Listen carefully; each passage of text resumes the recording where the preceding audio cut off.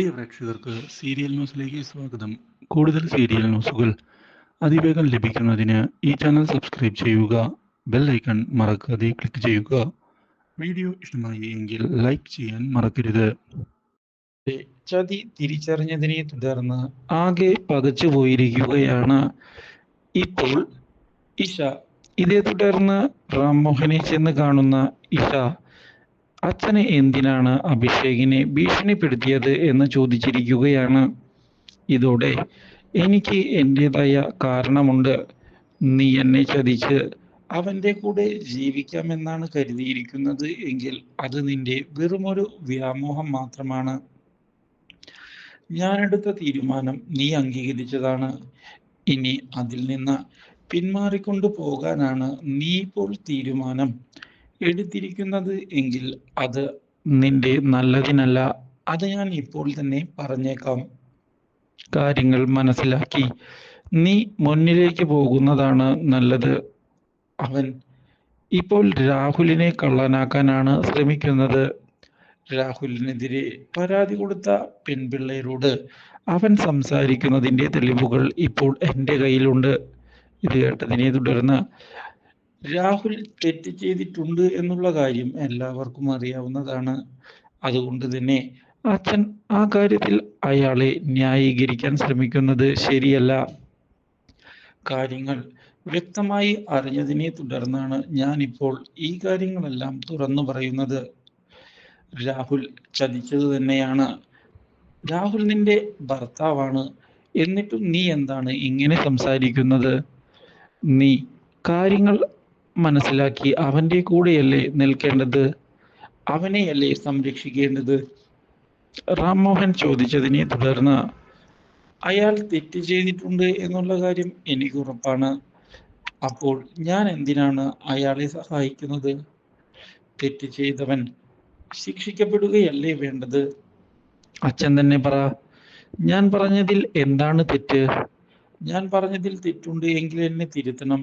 ഇതോടെ റാംമോഹനാകെ പെട്ടുപോവുകയും നിന്നെ തിരുത്താൻ എനിക്കിപ്പോൾ സമയമില്ല.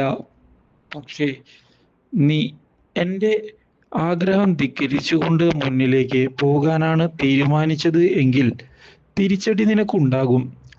ആ കാര്യം ഞാൻ പറഞ്ഞില്ല എന്ന് വേണ്ട. കാര്യങ്ങൾ കൃത്യമായി പ്ലാൻ ചെയ്ത് മുന്നിലേക്ക് കൊണ്ടുപോകാനാണ് ഞാൻ ആഗ്രഹിക്കുന്നത്. അതുകൊണ്ട് തന്നെ നീ കാര്യങ്ങൾ മനസ്സിലാക്കി എന്നെ അനുസരിക്കണം. ആ അഭിഷേകിനെ മറക്കുക തന്നെ വേണം. ഇതോടെ ഇഷ അവിടെ നിന്ന് ഒന്നും മിണ്ടാതെ ഇറങ്ങിപ്പോയിരിക്കുകയാണ്. ഇത് റാംമോഹന്റെ പ്രതീക്ഷകൾക്ക് അപ്രതീക്ഷിതമായ തിരിച്ചടി ആയി മാറുന്നു. പക്ഷേ ഇതേ സമയം ദേവബാലയാകട്ടെ തൻ്റെ ജീവിതം എങ്ങനെ ഇനി രക്ഷിക്കാം എന്ന് ആലോചിച്ചുകൊണ്ട് മുന്നിലേക്ക് വരികയാണ്. എന്തൊക്കെ ചെയ്തിട്ടും അഭിഷേക് തന്നെ വെറുക്കുകയാണ്. മാത്രവുമല്ല, അഭിഷേക് ഒരിക്കലും എന്നെ സ്നേഹിക്കുകയില്ല എന്ന് പറഞ്ഞാണ് നടക്കുന്നത്. അത് മാറ്റിയെടുത്തേ മതിയാകൂ. എന്നെ അവൻ സ്നേഹിക്കണം. ഞാൻ മാത്രമായിരിക്കണം അവൻ്റെ ജീവിതത്തിൽ ഇനി ഉണ്ടാകേണ്ടത്. അതിനുവേണ്ടി ഏതറ്റം വരെ പോകാനും ഞാൻ തയ്യാറാണ് എന്ന് തുറന്നു പറയുകയാണ് ദേവബാല. ഇതേ തുടർന്ന് ദേവരാജൻ ദേവബാലയെ ചെന്ന് കാണുകയും, മോളെ, ഈ പിടിവാശി ആവശ്യമുണ്ടോ? അവൻ ഒരിക്കലും നിന്നെ ഇഷ്ടപ്പെടുമെന്ന് എനിക്ക് തോന്നുന്നില്ല. നമ്മൾ എത്ര നാളായി ഇവിടെ താമസിക്കുന്നു. അവൻ്റെ മനസ്സ് ഇന്ന് മാറും, നാളെ മാറും എന്ന് കരുതി. എന്നിട്ട് വല്ല മാറ്റവും സംഭവിച്ചോ? അവൻ നിന്നെ പണ്ടത്തേതുപോലെ തന്നെ വെറുക്കുകയാണ് ഇപ്പോഴും. ഇനിയും പ്രതീക്ഷകൾക്ക് സ്ഥാനമുണ്ടോ എന്നാണ് ഞാൻ ചോദിക്കുന്നത്. ഒരിക്കലും അവനെ ഇനി വിശ്വസിക്കരുത് എന്നാണ് എനിക്ക് നിന്നോട് പറയാനുള്ളത്. നിനക്ക് ഇനിയും നല്ലൊരു ജീവിതമുണ്ട്. നീ അത് അവന് വേണ്ടി വേസ്റ്റാക്കി കളയരുത്. അവൻ ഒരിക്കലും അത് അർഹിക്കുന്നില്ല എന്നാണ് എനിക്ക് പറയാനുള്ളത്. ഇല്ല അച്ഛാ, ഒരിക്കൽ അഭിഷേക് എൻ്റെ സ്നേഹം തിരിച്ചറിയും, എന്നെ പ്രണയിക്കും. ആ കാര്യത്തിൽ എനിക്ക് ഉറപ്പുണ്ട്. മാറ്റങ്ങളുണ്ടാകും അച്ഛാ. ഞാൻ അത് നടത്തി കാണിക്കുക തന്നെ ചെയ്യും. അഭിഷേക് എന്നെ മതി എന്ന് പറഞ്ഞ് ഇവിടേക്ക് തിരികെ വരുന്നത് ഞാൻ കാണിച്ചു തരാം എന്ന് ഉറപ്പിച്ച് പറയുകയും ചെയ്തിരിക്കുകയാണ്. ഇപ്പോൾ അവൾ ഇതോടെ ഇനി എന്തു ചെയ്യും എന്ന ചോദ്യം ബാക്കിയാവുകയാണ്.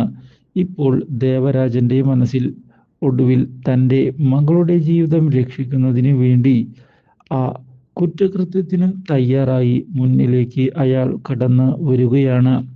Do like, share and subscribe.